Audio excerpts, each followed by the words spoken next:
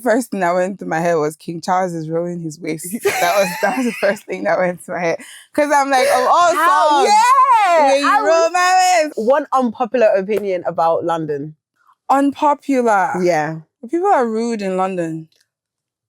Oh, are you acting like that's news? Like we are lovely humans. I would say Simz because she is like really, really, really, really, really, really, really fire. For Kakidele.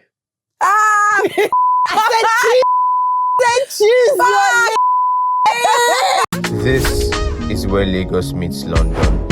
Where Peckham boys chilling on Sapa London. As Moritala Mohammed, Heathrow is where London Bridge links Third Milan Bridge via Coast. This is where Lagos meets London. What's up, people? It's your girl, Queen Nay, back with the vibes, keeping it short and sweet. And I'm with one of the best, unique voices to come out of Africa, Nigeria. She's our Afro-fusion artist, and she goes by the name FAVE. Woo!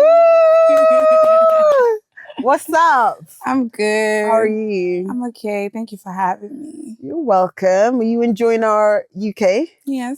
Yeah? So far, so good. You're liking the weather? Yes. You chose winter to come? Man. So random. That's just how it happened. But to be fair, it's not as cold as I thought it was going to be. So I'm chilling. As a Nigerian, you know, this is the one thing we could possibly have dreamt of. Yeah, I get weather. that a lot with Nigerians, and I'm like, no.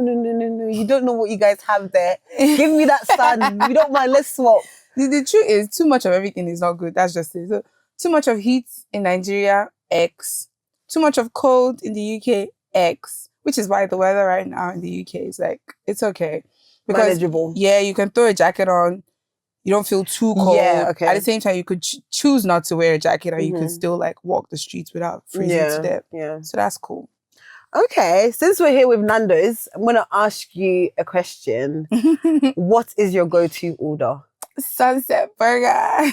Really? You don't even go for the half chicken, quarter chicken? To be fair, in the Sunset burger, there's chicken. So that's like everything in one. And what's the craziest thing is, I'm not really a burger person. Like, that's the last thing I'll ever order anywhere. But Sunset burger is just 15/10. Like, I don't know who's listening, but if you ever, like, maybe you're trying NANDO'S for the first time. I've never tried it. Really? I've had NANDO'S. That's why you don't understand why I love it so much. I just go for, I'm so basic, lemon and herb. I will try it one day and then I will film it and tag you and be like, your suggestion. Yes, please. I think the Sunset burger is actually really nice. In South Africa, they don't have that on their menu. Okay. So I think that NANDO'S definitely has to take it to South Africa. And then NANDO'S needs to come to Nigeria. I was about to say that. I did hear a rumor that they were opening one time, but then it's been like 3 years. Then it didn't happen again. Yeah. Yeah. I will bring NANDO'S to Nigeria. You guys just hold on. I believe in you. Give me one unpopular opinion about London. Unpopular? Yeah. People are rude in London. Oh, are you acting like that's news? Like, we are lovely human beings. To be fair, you asked me for an unpopular opinion, so it has to be unpopular for you not to have heard that. Wait, but why do you think compared to Lagos people? Yeah. I mean, we have a reason to be rude. Our weather is harsh. Like, life is hard over there. Like, what's the excuse for people in London? Hello, how are you?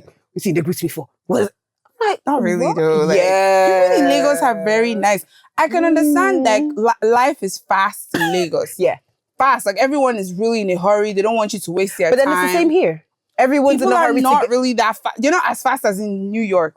I can bet you that a lot of people in London are walking and they're just strolling. They're running for their buses and the trains before they're late for work. Yeah, but they don't need to be rude about it. Let me tell you what happened to me yesterday. I was crossing the street and this cyclist, he was really close to me and I go, yeah, I could probably make this cross. Like, it's not that far. Let me just boop, boop, boop. And then I did that and I was booping. The guy passes me and he goes, fucking idiot. Okay, I won't lie, cyclists in the UK, they have zero manners. I personally don't like them. How did you feel? Damn. I felt like He should have let me have a go at him in return. He just left. Oh, you was ready I to wanted give to it say back. something back to him. I wanted to return the favor and be like, That was your chance. Return the favor now. You too, idiots. In case he's watching. There was nowhere to be found, so I couldn't even do that. Wow. Okay. Well, okay. So 50-50 then. I agree, but disagree at a level. I feel like Lagos people are more rude than London. I guess. Yeah. I won't really fault it, but I can't really say that it's like Lagos has more of the factor. I would say London has more, you know? A lot of Londoners or people from the UK, you hear them say that people in the US are not are too nice and too fake and they don't really say what's on their mind. They are. But people in the UK are very blunt, very real, very straight up. Isn't that better? And it's okay to be blunt, but you could also be nice about being blunt. Like, you don't have to be, life is too short for you to just go around being so mean. And I don't know, that's just my 2 cents. What Londoner did so? What did they do to you? No, nothing. Honestly, it's just something that I've noticed. As I travel to places, I try to pick up on things and just see what the general populace is like. And I feel like that's just something that I've noticed. It's the same way in New York. I think people in New York are rude, but I don't think they're as rude as No, I agree. London. I completely agree. I'm not gonna even try and defend us on that. If you guys had this hot scorching sun, that I would understand. Everyone's happy. I would understand why you guys are rude. When we had the heat wave and everything, we're more happy. This is the weather that makes us rude. One second we don't know whether to carry umbrella or jacket we're confused. So we need to confuse the people that approach us. I give up. You don't win. Thank you. Now let's dip into your music a little bit. Okay. So a little birdie told me you was on one of the playlists in the royal family. How did you feel when you heard that or seen it? What was going through your head? Well, first thing that went through my head was King Charles is rolling his waist. That was the first thing that went through my head. Because I'm like, of all songs, when you roll my waist, I was like, what? Maybe him and his wife, Hold on, I hope you guys are enjoying the episode, but before we continue, I have something to tell you guys. So I've got the best plug and the right plug for you guys in the UK that want to send money straight to Nigeria. Make sure you guys hit up Money World by Money Point. You can send money from any UK bank account to any Nigerian bank account.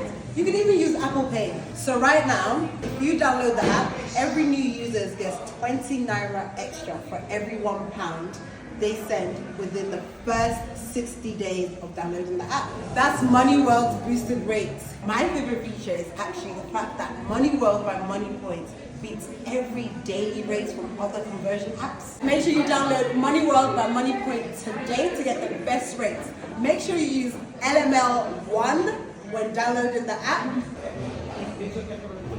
Man, we are giving that How much was it in the UK, man? Money World. What's that? Yeah, go on the app, and then you can send it straight to you. Yeah. Yeah, thank you. Kind of spicy, I like that. I wasn't expecting that to happen. So when it did, I was just like, really? In the royal house? Did you reach out to him? No. Yeah. Should I have done that? Yeah. Okay, what would you do right now if he reached out to you?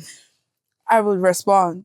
As for what I would do, I don't really know. But I would respond. So I know what he wants me to do for him. Yeah. Because, it's King Charles at the end of the day, I have mixed feelings. Yeah, I agree. Okay, interesting. Okay, now, obviously, personally, with me, I feel like you're not giving enough flowers for your music, number one. Thank you. Literally, I'm up to date with a lot of your music. I love your sound and everything. Completely so underrated. Do you feel any pressure from other artists coming up or even established, should I say, artists in terms of how you release your music, how you promote it, the people you feature? I wouldn't say I feel pressure. I would say that I really feel inspired by people who are on the come up, people who are coming up, people who have been there before me. I take what I can take from people's experiences and I apply it to mine because, you know, the thing is, when I started out as a musician, I started really as a novice. You know, when you start out, you don't really know anything. You don't know how the industry works. And my team, we grew together. So we all started out as novices. I never really went into the industry and like had this industry head that took me under their wings and was like, okay, this is how you do this, is how you do this. It's never really been like that for me till now, up until this time. So the only way I can learn, besides my own personal experiences and the experiences of my team, is to see what I can take from other people who've been there before me or who are on the come up or who just even started music after me. So I pick all of those things and I try to see how I can apply it to myself and see how that can work. So in the true sense of it, I get inspired by, you know, the things that other people do, because it's like, okay, if I do this, will I make a mistake? Would it not work? Would it work? And then you see someone else who does it and you're like, okay, you know, it makes a lot of sense. Like how I think in Nigeria, the one thing that I've noticed about like artists now is the constant release of music. It's like constantly the songs are coming out. And I've never been that way. Because of like how my trajectory has been with labels and all of that. It's like they're always trying to plan like 6 months ahead of time. So, I mean, if it was up to me, I would be dropping music like very, very frequently because I see that this is what people are doing. And I like it because it keeps your fans really, really fed. And my fans are always like, yeah, you know, you're not giving us enough music. And I'm like, soon, like, it's not really all in my control. I wish it was, but if I had that full control, I definitely would do what I'm picking up from other people, you know, the constant drop of music. Feed people, let them know that you're recording, because as an artist, you're recording almost every day of your life. Like, so it's like, you need to put out those songs, put out how you're feeling right now, because in the next 2 months, you might be feeling in a totally different way. Yeah. So you spoke about your team. When you first started, did you already have that team together, or it all just came along as you started building your platform? Yeah, it came along as I started building my platform. For my first 2 or 3 singles, I was just by myself, you know, putting out on DistroKid and all of that. And then I met someone, you know, we went to the same school together. Then we started working together. Then he was like, okay, you know, then I asked him, okay, can I call you my manager, just so that when people are like trying to find details about me, all of that. That was after the time that I had like the viral moment on Twitter. And then I started getting reached to by a couple of popular people. And from that, I got to know another person and started working together. So it never really seemed like a team per se, more like family, you know, because it's like you get to know these people, you get to become friends with them, you know, you realize that, okay, our values align, and then you're like, you know what? Since you're like really interested in music and all of that, could you assume this position? Could you assume this role? And to be honest, I prefer meeting people that way as opposed to, you know, like putting out like an ad and saying, I'm looking for a manager. I get you. Okay, interesting. So since you're in the UK, can you name your top 3 female UK artists? Shabo would definitely be there. Yes. I would say Simz, because she is like really, really, really, really, really, really, really fire. I don't know. Is Georgia Smith from the UK? Georgia. Yeah. She is? Yeah. She is? Yeah, I'm not joking. I just want to be sure. I just want to be sure, because she gives me very mixed. Yeah, like, you see, I can hear both of your voices together. Yeah. You give similar vibes. Yeah, no, she was such a big inspiration for me on the come up. Yes, I can see why. Yeah, if Georgia Smith is UK, then Georgia Smith, definitely. Yeah. Okay. And aside Georgia Smith, who would be like your next or looking into feature? You know what? Sheva and I have actually been speaking. So we have like something in the works. Yeah. Very different. Is it? Because you're two different sounds. I wouldn't really say though. Sheba really gives off like my energy a lot. Like You seem more of a lover girl. I am, but there's also my alter ego side, which is the side that I call Big Dirty Girl, which is the side that sound Kante. Like, you know, there's the me that is like the preacher of love and whatnot, and there's the me that's like, you know, like keep that man to the side, kick that man to the curb type, you know, all about having fun. And well, what I actually meant in terms of like we are very similar is the texture of our voices are very like masculine. Yeah. So I think that's like a trait that you don't really find that often in female artists, which is why I think we would blend really well because we are very like tough. Like our voices sound very tough. Like it doesn't sound like, you know, you could just It's yeah. I get exactly what you mean, yes, when I kind of picture both sounds. So what, 2026 we're so Sheba. When are we expecting this drop? Like it will be good. I don't know. When the mandems want it. Every day. Every day. You remember what you said about your fans? Yes, they're looking for it right now. Well, I remember what I said. It's not in my hands.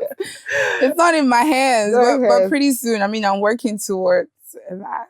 Yeah. Are we expecting anything from Fave before this year? Well, you've got a month and a half. Yo. You know, I want to say yes, and then it gets to next year and there's nothing from me. I'll just lie and be like, yeah, something happened. But I don't know. I never really know, you know? Okay. I'm in such a weird limbo phase with my label that I never really know, like, precisely what's going to happen. And because the year end is so close, it's like less than 2 months away, it doesn't really make... And people don't really like to drop in December because lots of things that I personally don't like to drop in December. So it's like the month of November is all that's left. And I don't want to have to just drop something if I'm not like super planned. So it's more likely next year. But if anything drops this year, maybe a feature song. Okay. Maybe not my song. Be looking forward to that. Yes. Fingers crossed. Now let's take you back just a little bit, maybe a few years in the past 4 or 5 years. Okay. You obviously was featured in one of the biggest hit songs actually back then, 2023 with Davido. How did that come about? How did you feel when you started seeing the numbers? How did you feel when you started getting the feedback? What did that do for your career at that stage?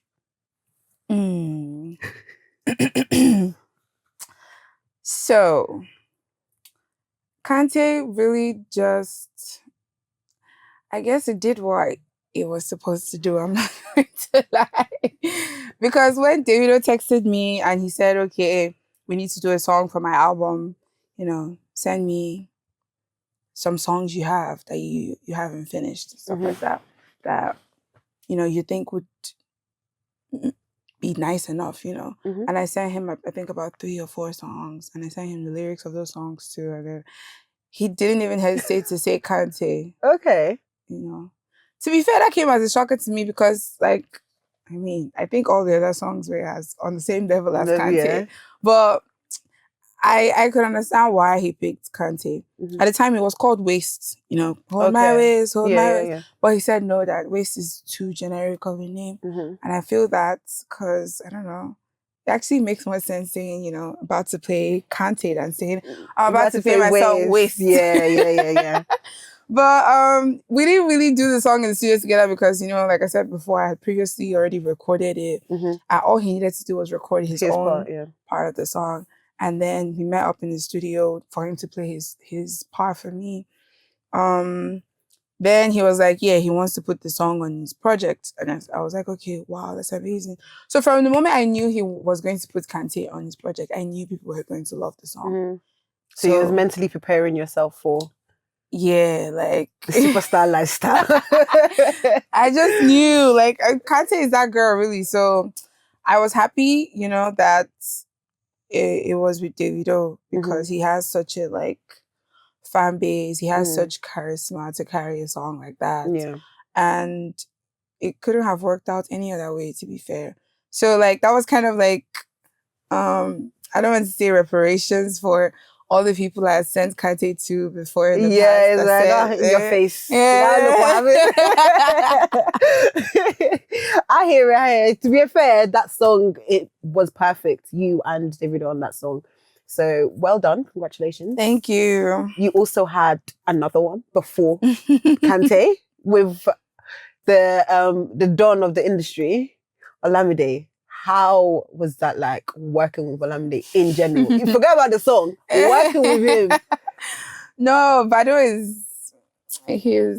I don't know, he's such a boss. Like, he's such a big brother boss. Like, I feel like he came into my life and kind of just attained this like level of respect from me, you know, the kind of role he took in my life, you know, because at the point where I met him, I wasn't really like, I wouldn't really say I was known like that in the industry. I mean, I had a viral moment, and then, you know, I had a song that was kind of gaining traction, but he took me under his wings, like, you know, literally, because Baddoo Batman is kind of like very similar. And I think he just taught me a lot of things about the industry, you know. He also was willing to like put me on his project on 2 songs. Okay. You know? And that's not something that happens. I don't even think there's a history of, I don't know, maybe there is people's albums where they feature an artist twice. You know? But that one really did a number on me, because I was like, yeah, that this did so much for my confidence and my ego at the time. Because I just felt like he didn't need to, but he did, you know?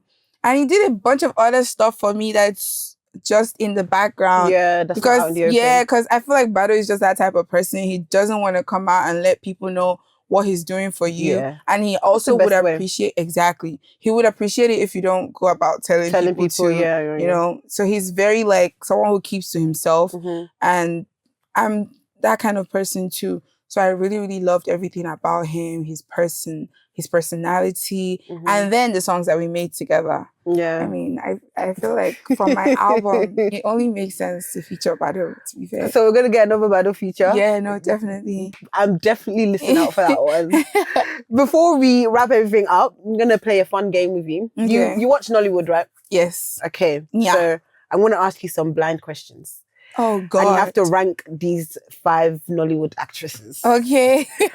You have to put them in order. You're not going to know what's next. So choose, like rage bits. Choose your number very carefully. Okay. Right. Let me start with Ini Edo from 1 to 5.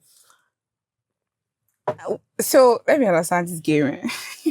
So 1 being your top favorite. So they all have to fit in individual numbers from 1 to 5. But you don't know what names I'm going to say next. Exactly. So choose your numbers carefully. Oh, God damn it.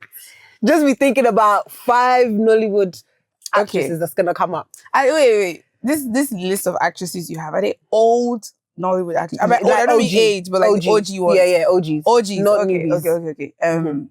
4. Inido 4. Okay. Rita Dominic.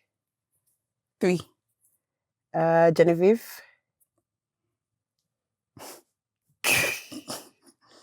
2. Omotola. 1. Funke Akindele.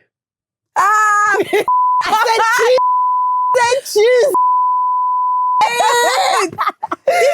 said choose it. 101 race base. Come on, you cannot. No, I'm not going to do that. I said choose it carefully. And I purposely left her last, because if I had said it first, you would have just, Anyways, no answer for that. So you put her 5. Yo,